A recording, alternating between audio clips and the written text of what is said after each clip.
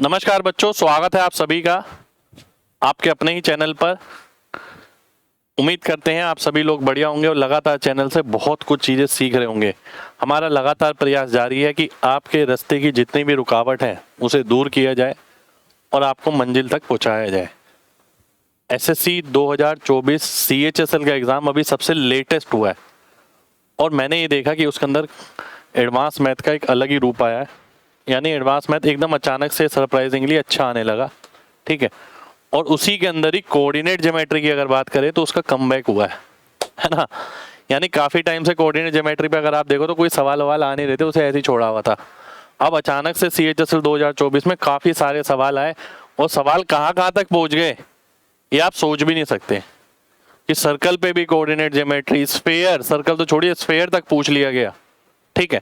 तो आज की इस सेशन के अंदर मैं कोशिश करूंगा आप सभी तक एसएससी CHSL 2024 के कोऑर्डिनेट ज्योमेट्री के बेहतरीन सवालों की, ठीक है।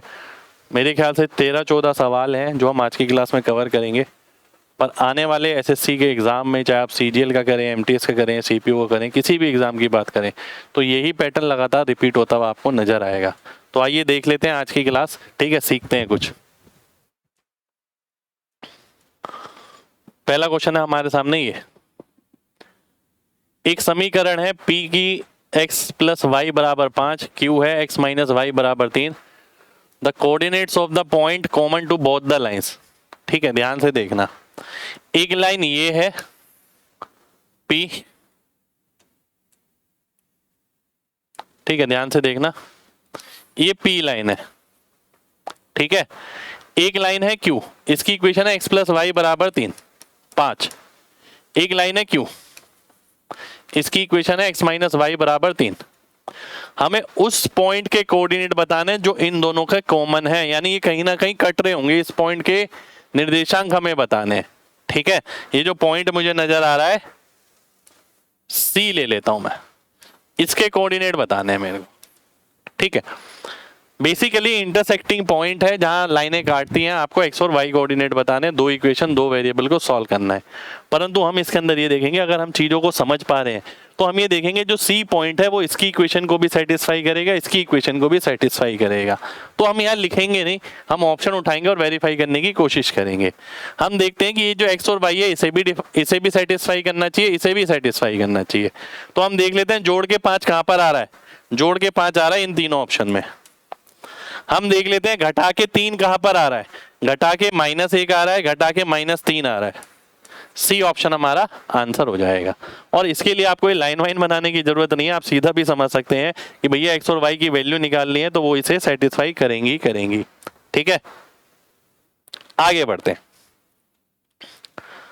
2 लीनियर इक्वेशन है आपके सामने और आपको बतानी है ये लाइनें कैसी हैं। 2 रेखा की इक्वेशन आपको दे रखी है, ठीक है।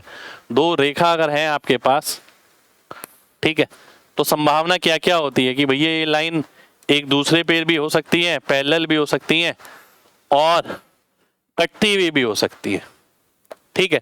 इसे हम बोलते हैं यूनिक सॉल्यूशन, इसे हम बोलते हैं लाइनें पैरेलल, इसे इंटरसेक्टिंग लाइंस भी बोल देते हैं, इसे बोलते हैं कोइंसिडेंटिंग लाइन, ठीक है, कि एक के ऊपर दूसरी चढ़ जाती है। अब अगर लाइन ये है, ध्यान से देखिएगा, एक लाइन ये है, एक लाइन ये है, तो ध्यान से बात समझना, इसमें नो सॉल्यूशन आता है, यानी 0 सॉल्यूशन, क्योंकि लाइन पैरेलल है। इसमें क्या आता है, इनफाइनाइट सॉल्यूशन आता है, क्योंकि बहुत सारे पॉइंट होंगे जो एक दूसरे पे कॉमन होंगे। यहां पर आता है केवल 1 सॉल्यूशन, ठीक है। अब ध्यान से देखना, अगर इसका और इसका और इसका और इसका रिश्ता सेम है, ठीक है, या फिर हम ऐसे भी बोल सकते हैं कि भैया ये इक्वेशन क्या थी, x + 2y = 15, 4x + 8y = 13, ठीक है। ध्यान से समझना, तो इसका 4 गुना ये है, इसका 4 गुना ये है, तो दोनों का 4-4 गुना है, तो इसका मतलब है ये लाइन पैरेलल होंगी। अगर ये भी 4 गुना हो जाता तो हम बोलते कोइंसिडेंट, यानी इनफाइनाइट मैनी सॉल्यूशन हो जाते, ठीक है, तो इस केस के अंदर कोई सॉल्यूशन नहीं निकलेगा आपका। आप बोलेंगे ये लाइंस जो है कैसी होंगी, ये लाइंस पैरेलल लाइंस होंगी। ए ऑप्शन मेरा आंसर आ जाएगा। ठीक है, ए ऑप्शन हमारा आंसर आ गया। चलिए आगे बढ़ते हैं। अगला देखिए, समीकरण ये है कि x अक्ष और y अक्ष तथा y अक्ष के बीच अवरोधन की सबसे छोटी लंबाई क्या है। इस इक्वेशन को अगर आप देखें, 48 को अगर मैं नीचे लाता हूं, 48 को नीचे लाता हूं, ये 1 बचेगा, ये आ गया 8, ये आ गया 6, तो ये इंटरसेप्ट फॉर्म बन गई लाइन की। ठीक है, x बटा a y बटा b बराबर 1। ए और बी क्या होता है, ये इंटरसेप्ट होते हैं, ए ये होता है, बी ये 8 हो गया, ये 6 हो गया। ठीक है, आपको क्या बताना है, शॉर्टेस्ट लेंथ आपको बतानी है इन दोनों के बीच, तो वो कितनी हो जाएगी, ये 10 हो जाएगी। 6 8 के साथ ट्रिपलेट बनता है 10 का। ए ऑप्शन हमारा आंसर आ जाएगा। अभी धीरे धीरे करके आगे देखिएगा, क्वेश्चन बहुत तगड़े तगड़े भी पूछ लिए हैं। ठीक है, आइए देख लेते हैं। पॉइंट ऑफ इंटरसेक्शन इन दोनों का इस पे पड़ता है, तो आपको बताना है के का मान क्या होगा। देखिए ध्यान से बात समझिए, अगर मेरे को इन दोनों का पॉइंट ऑफ इंटरसेक्शन निकालना है तो भैया जरूरी नहीं होता कि आप लिखें। ठीक है, बच्चे बात बात पे इक्वेशन लिखते हैं, भाई सीधा देखो, अगर आप ऐड करोगे y से y कट जाएगा, 3x की वैल्यू 3 आ जाएगी, यानी x की वैल्यू कितनी आ गई, 1। x की वैल्यू 1 मैं इधर रख देता हूं, क्योंकि इसे भी सेटिस्फाई करेगी वो पॉइंट। ठीक है, और y की वैल्यू कितनी आएगी, y भी 1 आ जाएगा मेरा, उसे मैं इधर रख देता हूं। तो भैया k की वैल्यू कितनी आ गई, k की वैल्यू आ जाएगी आपकी -4, क्योंकि 5 में से 4 जाएगा तो 1 आएगा। तो करने वाले तो देखिए बहुत तरीके से कर सकते हैं, इक्वेशन बनाएंगे, पूरी लिखेंगे, फिर इंटरसेक्टिंग पॉइंट निकालेंगे, फिर इसमें वैल्यू डालेंगे। पर मेरा मानना ऐसा है कि ये चीज आप बिना पेन के कर सकते हो, बहुत आराम से कर सकते हो। ठीक है, अगला क्वेश्चन देखिए, एक वृत्त जिसका केंद्र 2 3 है,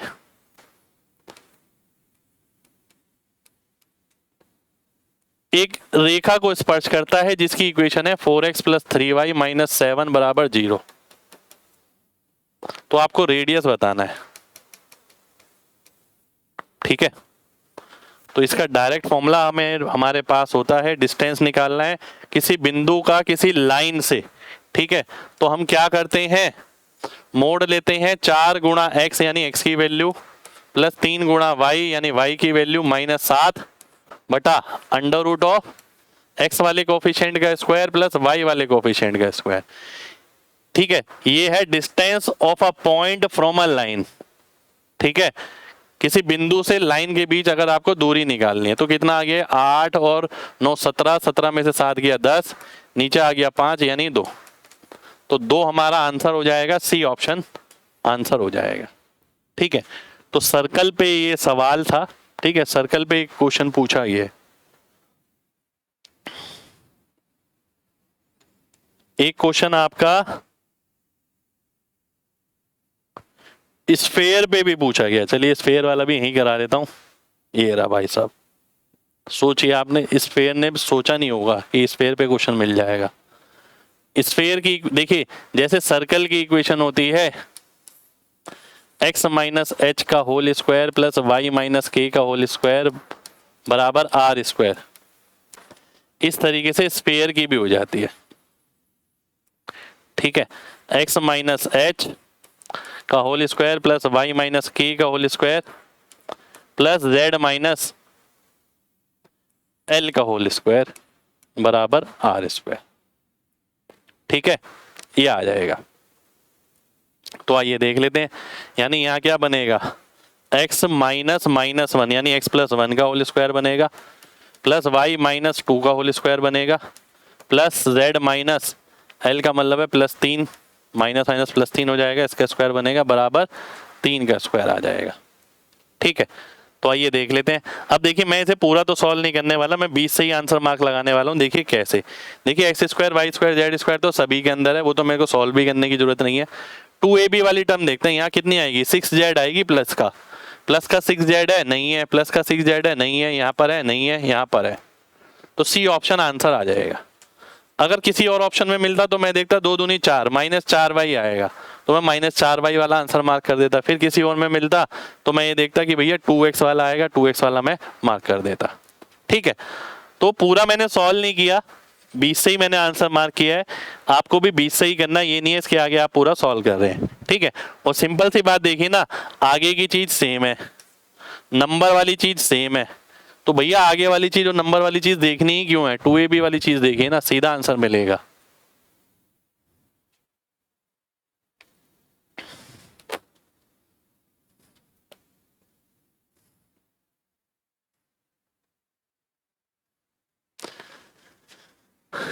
यहां पर भी डिस्टेंस बताना है आपको, तो भैया ये 5x बटा 60 करोगे अगर, और 12y बटा 60 करोगे, ये 1 आ गया, ये आ गया 5, ये आ गया 12, और 5 और 12 के साथ क्या बनता है, 13 बनता है।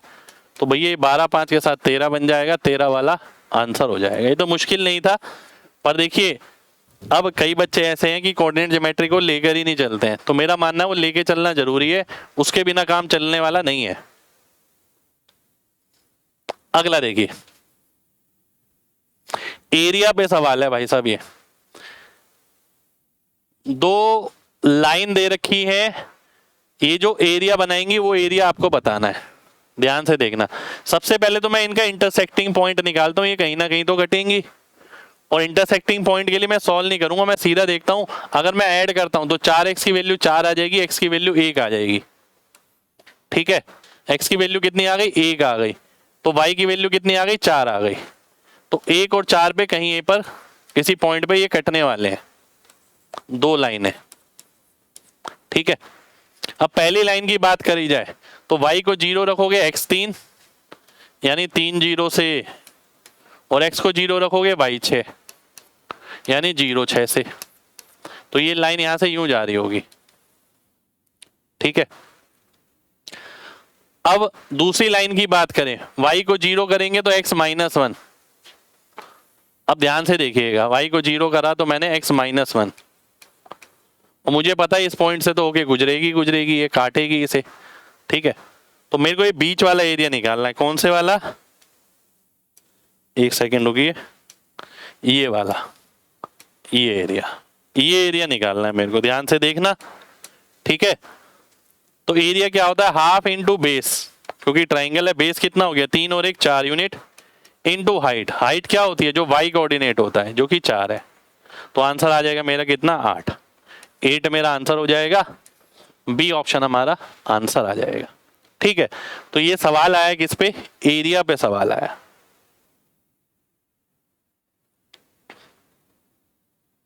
अगला देखते हैं,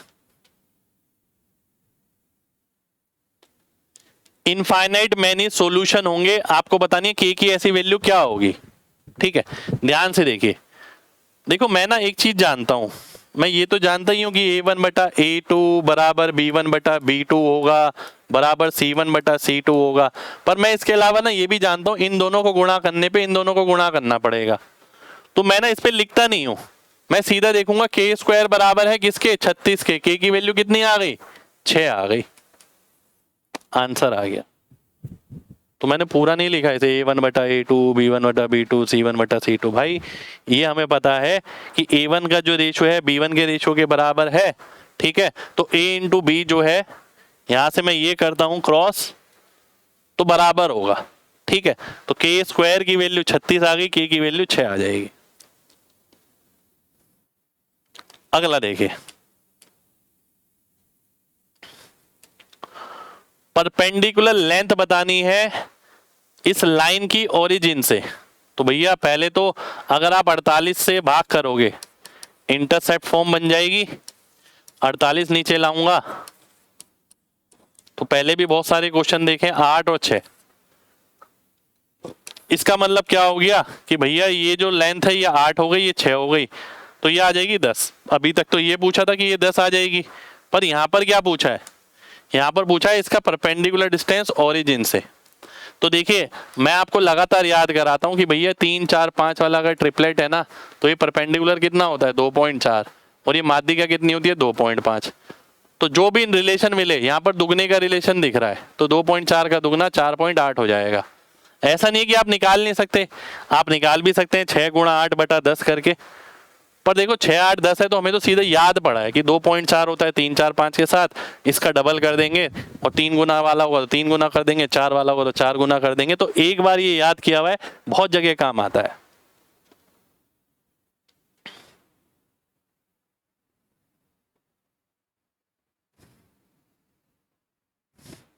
ये देखते हैं अगला क्वेश्चन।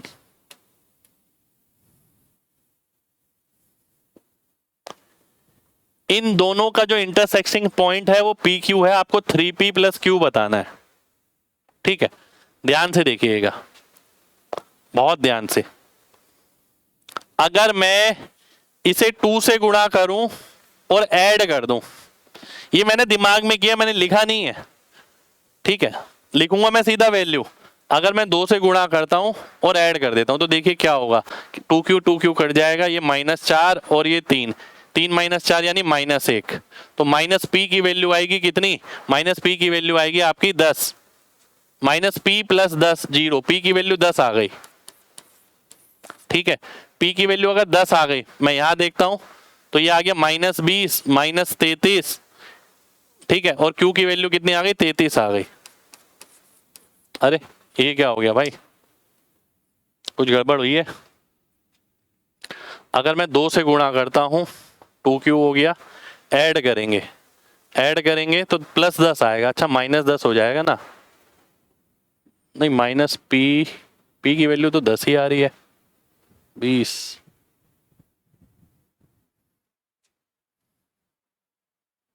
कुछ गड़बड़ लग रही है भाई मेरे को तो यहाँ पर। 3p माइनस 2q बराबर -23 माइनस 2p प्लस q बराबर 13।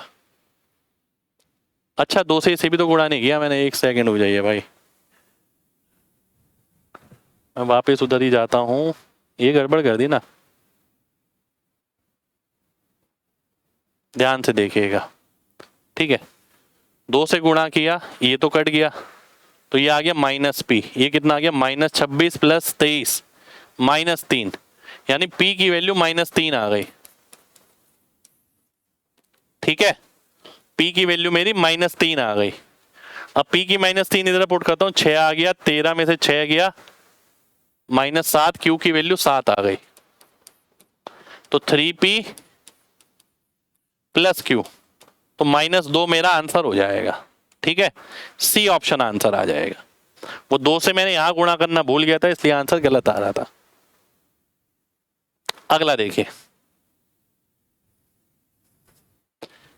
ये तो मैं 29 सीधा ही मार्क करूंगा, क्योंकि देखिए मुझे तो आदत है, आपको भी आदत होनी चाहिए। ये इंटरसेप्टिंग फॉर्म बनेगी, ये इसके नीचे आएगा तो 21 बनेगा, यहाँ बनेगा 20, तो 21 और 20 का क्या बनता है, ट्रिपलेट 29 के साथ बनता है। और यही लंबाई आपको निकालनी है। इस तरीके के बहुत सारे सवाल कर लिए हैं हमने। अगला देखते हैं, x प्लस वाई 10 के बराबर है, और ये जो है इनके यूनिक सॉल्यूशन है। यूनिक सॉल्यूशन का मतलब ये एक ही पॉइंट पे काटते हैं। ठीक है, तो आपको बताना है इस यूनिक सॉल्यूशन के बीच और point of intersection of line x plus y बराबर 10 के बीच दूरी कितनी है। ठीक है, आइए देख लेते हैं क्या बोलना चाह रहा है ये। x प्लस वाई बराबर 10 का मतलब है 10 0 और 0 10।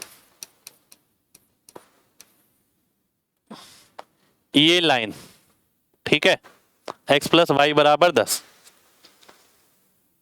और x एक्सिस के बीच दूरी आपको बतानी है। ठीक है, अगर मैं इसका इंटरसेक्टिंग पॉइंट निकालता हूं तो देखिए कैसे निकलेगा। ठीक है, अगर आप इसमें से ये घटा देते हैं तो y से y गया, ये आ गया 4x, ये आ गया 8, x की वैल्यू 2 आ गई और y की कितनी आ गई 8। तो इंटरसेक्टिंग पॉइंट कौन सा आ गया, 2 और 8 आ गया मेरा। ठीक है, यानी मान लेते हैं यहां मिलेगा कहीं पॉइंट x2 और y8। अब मेरे को क्या बताना है, what is the distance between इस पॉइंट के बीच और इसका x एक्सिस के साथ जो इंटरसेक्शन है इसके बीच दूरी, यानी ये वाला डिस्टेंस बताना है। यानी डिस्टेंस फॉर्मूला लगाना पड़ेगा। तो 10 माइनस 2 का स्क्वायर प्लस 0 माइनस 8 का स्क्वायर, इसका अंडर रूट। तो 8 का स्क्वायर प्लस 8 का स्क्वायर, 8 कॉमन आ गया, रूट 2 आ गया, 8 रूट 2 हमारा आंसर हो जाना चाहिए। ठीक है, तो 8 रूट 2 मेरा आंसर हो जाएगा। बहुत बढ़िया सवाल भाई, दिमाग लगाना है लेकिन, है ना, क्योंकि क्या है कोऑर्डिनेट ज्योमेट्री काफी टाइम से नहीं आ रहा, तो बच्चे इसे हल्का ही लेके चल रहे हैं कि भैया छोड़ ही दो, क्या आना है इसके अंदर। पर कभी भी ऐसा होता है एडवांस मैथ अपने आप ही मजबूत तरीके से आना शुरू हो जाता है। ठीक है, इसलिए हम जब तैयारी कराते हैं ना, हम मुश्किल चीज को ध्यान में रखते हुए तैयारी कराते हैं, चाहे वो अर्थमेटिक हो या एडवांस हो। अगला देखिए, के किस मान के लिए 5x प्लस के वाई माइनस 2 और ये पैरेलल होंगे। ठीक है, आइए देख लेते हैं। देखिए वही सेम चीज है, पैरेलल अगर होंगे तो क्रॉस मल्टीप्लाई भी मैं देख सकता हूं, यानी k प्लस 1 इंटू के और 4 बराबर 4 इंटू 5 बराबर k प्लस 1 इंटू के की जगह सीधा 4 नजर आ रहा है मेरे को, आंसर हो जाएगा। ए ऑप्शन मेरा आंसर आ जाएगा। क्रॉस बताया था ना आपको कि क्रॉस मल्टीप्लाई कर देते हैं, वो बराबर होना चाहिए। कहां से करते हैं ये भी बताया था, a1 बटा a2 b1 बटा b2 के बराबर होता है, तो a1 के साथ b2 गुणा हो जाता है, a2 b1 के साथ गुणा हो जाता है, दोनों बराबर रखेंगे तो 4 मेरा आंसर आ जाएगा। ठीक है, चलिए आगे तो सवाल मेरे ख्याल से है नहीं, तो यही सवाल है। ठीक है, तो ये था हमारा आज का कंटेंट कोऑर्डिनेट ज्योमेट्री का। कोऑर्डिनेट ज्योमेट्री का कमबैक हुआ है, बीच में एक एक सवाल कभी कभी आ जाता था, इस बार भर भर के सवाल आए हैं भाई साहब। ठीक है, और आने वाले एग्जाम में भी उम्मीद है इसके अंदर से सवाल आपको बहुत बढ़िया बढ़िया मिलने वाले हैं, तो ये सारे क्वेश्चन तो जरूर रिवाइज करके जाइएगा। ठीक है, और क्लास अच्छी लगे तो भाई दिल से लाइक और कमेंट जरूर करना, है ना। अगर आपको लगता है इसी तरीके से और भी टॉपिक के मुझे सेशन लेकर आने चाहिए, तो एक एक बच्चे का कमेंट जरूर आना चाहिए। ठीक है, मुझे लगेगा कि ये पसंद आया बच्चों को, इस तरीके के मैं और भी कंटेंट निकालूंगा और मेहनत करके आपके लिए चीज लेकर आऊंगा एकदम ताजी। ठीक है, तो मिलते हैं आपसे अगले सेशन में, जब तक अपना ख्याल रखें। जय हिंद।